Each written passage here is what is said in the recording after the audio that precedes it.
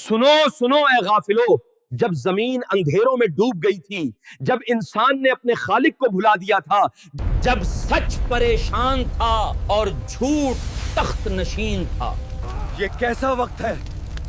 کیا یہ خدا کا عذاب ہے؟ ہمارا نبی کہاں ہے؟ ہم کس راہ پر ہیں؟ تمہارے دیوتا کیا کر سکتے ہیں؟ ہمارے بھی عاجز ہیں۔ کتنے جنگیں، کتنا خون، یہ سب کب ختم ہوگا؟ یہ وہ زمانہ تھا جب آسمان خاموش تھا، جب بنی اسرائیل راہ بھول چکے تھے، جب رومیوں کی تلواریں ہر شہر میں گڑی ہوئی تھی، جب ظلم کے سائے ہر گھر پہ تھے اور دل دل بھٹک چکے تھے۔ کیا کوئی آئے گا؟ کوئی تو آئے گا جو ہمیں روشنی دکھائے۔ لیکن اللہ نے کبھی اپنی مخلوق کو یتیم نہیں چھوڑا۔ جب اندھیرے حد سے بڑھتے ہیں تو وہی نور اتارتا ہے۔ پہلی صدی، فلسطین کی زمین، یہودیوں کا دور، رومیوں کا راج اور انسانیت تکلیف میں تھی۔ کیا کوئی مجھے بچا سکتا ہے؟ تمہارے پاس چاندی ہے؟ نہیں تو اللہ بھی تمہاری نہیں سنے گا۔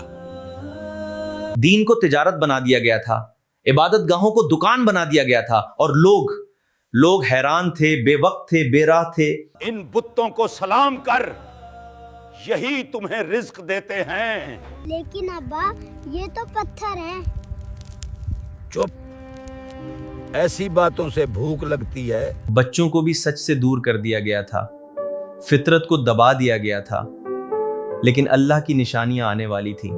اور پھر ایک خاص جگہ، ایک خاص عورت، ایک پاک روح اور ایک مقدس وقت، بی بی مریم، اللہ کی چانی ہوئی، عالمین کی عورتوں میں بلند۔ وہ عبادت میں مشغول تھی کہ آسمان نے پیغام بھیجا کہ جبریل نازل ہوئے، اور اللہ نے اپنی قدرت کا وہ نشان ظاہر کرنے کا فیصلہ کیا جو قیامت تک یاد رکھا جائے گا۔ جب مریم پیدا ہوئی تو ان کی ماں نے انہیں اللہ کے لیے وقف کر دیا۔ انہوں نے کہا، اے میرے رب، میں نے اسے تیری عبادت کے لیے آزاد کر دیا، اور اللہ نے اسے قبول فرما لیا۔ حضرت زکریا اللہ کے نیک بندے، انہوں نے حضرت مریم کی پرورش کی، اور جب بھی وہ ان کے پاس آتے حیران رہ جاتے۔ اے مریم، یہ تمہارے پاس کہاں سے آیا؟ اللہ کی طرف سے۔ بے شک اللہ جسے چاہے بے حساب رزق عطا فرماتا ہے۔ یہ تھی مریم، یقین کی مثال، توکل کی پہچان، اور اللہ نے انہیں چن لیا ایک عظیم نشان کے لیے۔ وہ اپنے خاندان سے الگ ہو گئیں، مشرق کی طرف چلی گئیں، اور وہاں ایک پردہ کر لیا، اور اچانک ایک شخص، مریم دور گھبرا گئیں۔ میں رحمون کی پناہ مانگتی ہوں تجھ سے، اگر تو پرہیزگار ہے۔ لیکن وہ انسان نہیں تھا، وہ فرشتہ تھا، جبریل، اللہ کا بھیجا ہوا۔ میں تو صرف تمہارے رب کا پیغام رساں ہوں تاکہ تمہیں ایک پاک بیٹا عطا کروں۔ میرے ہاں بیٹا کیسے ہوگا جبکہ مجھے کسی انسان نے چھوا تک نہیں، اور میں بدکار بھی نہیں ہوں؟ یوں ہی ہے، تمہارا رب فرماتا ہے، یہ میرے لیے آسان ہے، اور ہم اسے لوگوں کے لیے ایک نشانی بنائیں گے۔ اور مریم نے تسلیم کر لیا، انہوں نے اللہ پر بھروسہ رکھا، کیونکہ اللہ کی تقدیر سے کوئی بچ نہیں سکتا۔ اور مریم حاملہ ہو گئیں اللہ کے حکم سے، بغیر کسی مرد کے، صرف کنف کون سے۔ یہ ایک راز تھا، ایک ایسا راز جسے دنیا نہیں جانتی تھی، کیونکہ دنیا صرف ظاہر دیکھتی ہے اور باطن کو صرف اللہ جانتا ہے۔ وہ جانتی تھیں لوگ نہیں سمجھیں گے، لوگ الزام لگائیں گے، لوگ تانے دیں گے، لیکن اللہ ان کے ساتھ تھا۔ اور جب وقت قریب آیا تو مریم موزن ایک دور جگہ کی طرف روانہ ہو گئیں، آبادی سے دور، نگاہوں سے دور، ایک کھجور کے درخت کی طرف، جہاں آزمائش بھی تھی اور اللہ کی مدد بھی۔ درد شروع ہو چکا تھا، ولادت کا وقت آ پہنچا تھا، اور مریم ہاں بالکل اکیلی تھیں۔ کاش میں اس سے پہلے مر جاتی، کاش میں بالکل بھلا دی جاتی۔ وہ انسان تھیں درد محسوس کیا، گھبرا گئیں، لیکن پھر غم نہ کر، تیرے رب نے تیرے قدموں کے نیچے ایک چشمہ جاری کر دیا ہے۔ اور کھجور کے درخت کے تنے کو ہلاؤ، تم پر تازہ پکی کھجوریں گر پڑیں گی، کھاؤ پیو اور اپنی آنکھیں ٹھنڈی کرو۔ اور حضرت عیسیٰ پیدا ہوئے، روح اللہ، کلمت اللہ، اللہ کی عظیم نشانی۔ اس ایک لمحے میں دنیا بدل گئی، لیکن دنیا کو ابھی خبر نہ تھی۔ اور اللہ نے اپنی کتاب میں یہ واقعہ بیان فرمایا، سورۃ آل عمران میں، سورۃ مریم میں، تاکہ انسان سمجھے، تاکہ دل جاگ جائیں۔ إذ قالت الملائكة يا مريم إن الله يبشرك بكلمة منه اسمه المسيح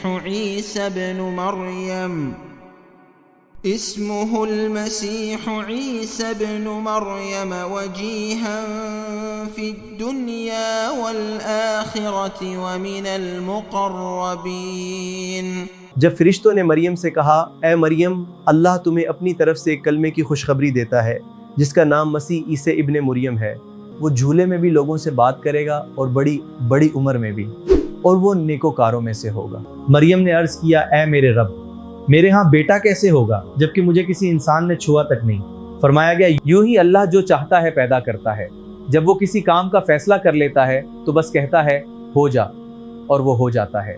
میں اللہ کا بندہ ہوں، اس نے مجھے کتاب عطا کی ہے اور مجھے نبی بنایا ہے۔ ایک نو مولود جھولے میں بول رہا تھا، اور وہ الفاظ تاریخ کا رخ بدل رہے تھے۔ اور اس نے مجھے بابرکت بنایا ہے جہاں بھی میں رہوں، اور اس نے مجھے نماز اور زکوٰۃ کا حکم دیا ہے جب تک میں زندہ رہوں، اور مجھے اپنی ماں کے ساتھ نیکی کرنے والا بنایا، اور مجھے سرکش اور بدبخت نہیں بنایا۔ یہ اللہ کا معجزہ ہے، ہم نے خطا کی، مریم ہمیں معاف کر دو۔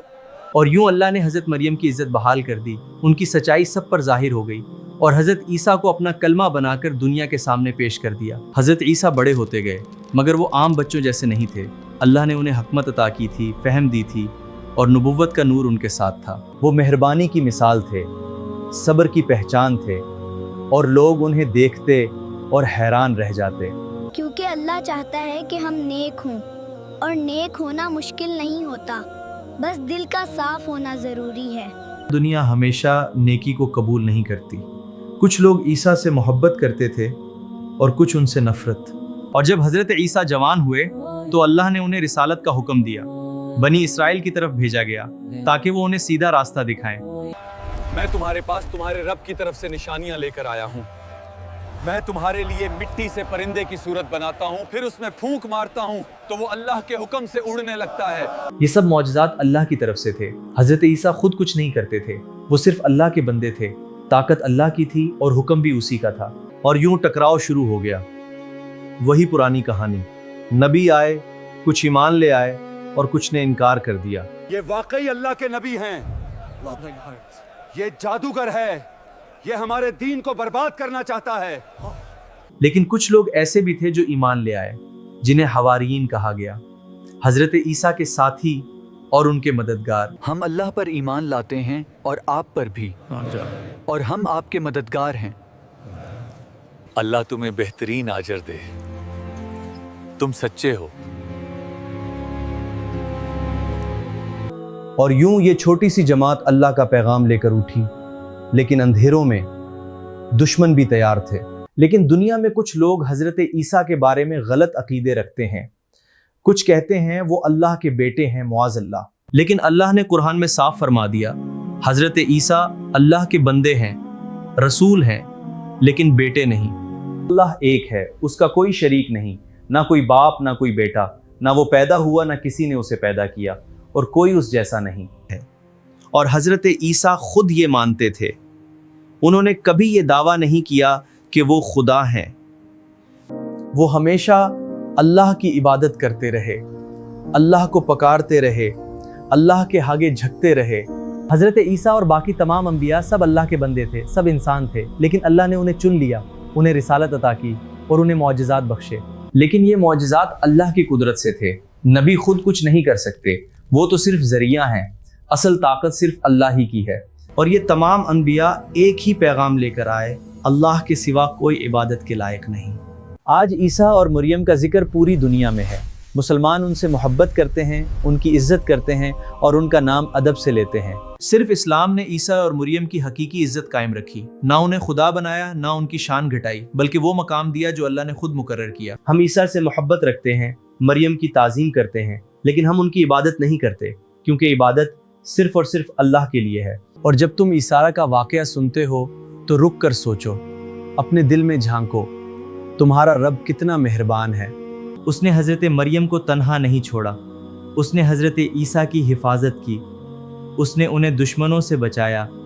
तो ए सुनने वाले, ए देखने वाले, इस किस्से को याद रखो, इसे अपने बच्चों को सुनाओ और अपने दिलों में बिसा लो। हज़रत ईसा अल्लाह के रसूल थे, हज़रत मरियम अल्लाह की चुनी हुई थी, और तुम अल्लाह के बंदे हो, उसकी रहमत के तलबगार। अल्लाह की कुदरत देखो, उसकी हुकमत समझो, उसके हुक्म पर यकीन रखो, क्योंकि जब अल्लाह कहता है कून तो वो हो जाता है। यही हक है, यही रोशनी है, यही अल्लाह का कलाम है। इसे कबूल करो, इसे फैलाओ और इस पर अमल करो।